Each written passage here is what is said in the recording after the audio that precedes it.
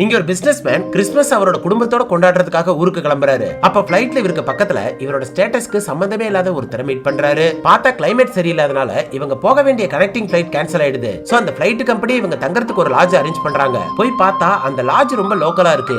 அது மட்டும் இல்லாம ஒரே ஒரு ரூம் தான் மீதி இருக்குன்னு சொல்லிடுறாங்க. வேற வழியே இல்லாம இவங்க ரெண்டு பேரும் ஒரே ரூம்ல தங்குறாங்க. அந்த ரூம்ல இருக்கிற ஷவர் கூட சரியா வேலை செய்ய மாட்டேங்குது. அதே மாதிரி இவங்க கெட்ட நேரம் அடுத்த நாள் காலையில தூங்கி எழுந்திருக்கிறதுக்கு முன்னாடியே இவங்க பணம் மொத்தத்தையும் ஒரு திருடன் திருடிக்கிட்டு போயிடுறான். அது தெரியாம அடுத்த நாள் ஹோட்டல்ல சாப்பிட்டதுக்கு அப்புறம் பர்ஸ திறந்து பார்த்தா உள்ள பணமே இல்லாம கிரெடிட் கார்டு மட்டும் தான் இருக்கு. சோ அந்த இடத்துல கூட இவருக்கு யார பிடிக்காம கூடவே இருக்காரோ அவரோட ஹெல்ப்பால தான் அங்க இருந்து தப்பிக்கிறாரு. இப்படி இவங்க டிராவல் பண்ற எல்லா விஷயத்திலுமே தடங்கள் வருது. சோ அடுத்தடுத்து ஊருக்கு போறதுக்காக பஸ் டாக்ஸின்னு ரெண்டு பேரும் ஒன்னாவே டிராவல் பண்றாங்க. அந்த டிராவலோட ஆரம்பத்துல பிடிக்காம இருந்த அந்த மனுஷனை அவர் கூட பழக பழக அவரோட கேரக்டர் இவருக்கு ரொம்ப பிடிக்க ஆரம்பிச்சிருது. அப்பதான் அவருக்கு தங்கறதுக்கு வீடு கூட இல்லாம ஒரு அனாதையா இருக்காருன்னு தெரிஞ்சுக்கிறாரு. சோ அவரை இவரோட ஃபேமிலியில ஒருத்தராவே ஏத்துக்கிட்டு அவரை இவர் கூடவே வீட்டுக்கு கூட்டிட்டு போயிடுறாரு.